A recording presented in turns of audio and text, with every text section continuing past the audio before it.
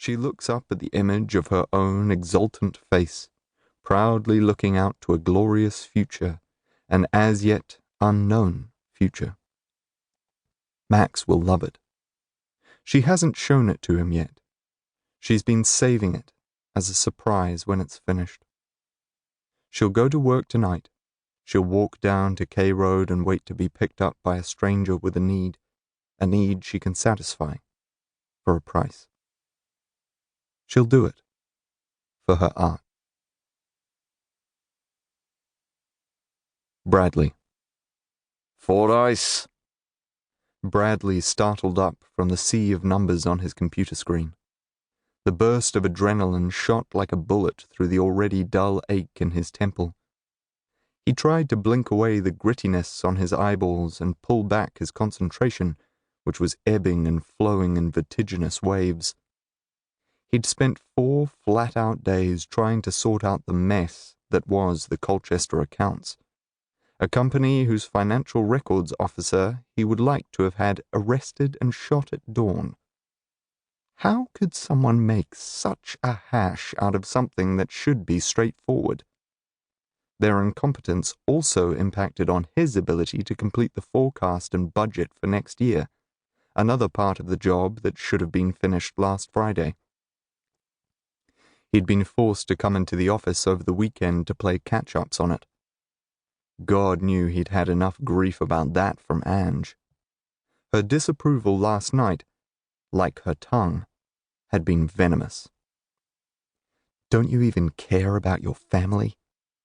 Her parting words this morning, sanitized for the children but spat out, still rattled in his head. He could feel the cold sweat break out across his brow as he swung around on his chair to be confronted by the permanently scowled face of his boss, Crampton. "Why haven't you finished Colchester yet?" The voice carried the tone of one for whom no answer would be satisfactory. "I'm almost done, but honestly, I've been hamstrung by the state of their financial records.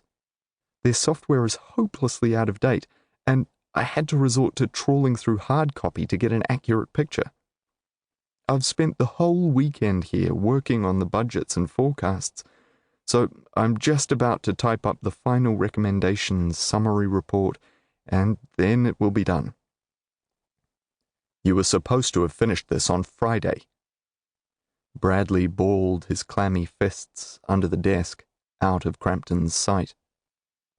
He'd known full well there would be no acknowledgement from Crampton of the fact he'd spent the weekend slaving away on the job at the expense of his family, that there would be no thank you for the overtime and hard work, but still, he could feel the muscles in his legs tense further, taste the bitter bite of disappointment.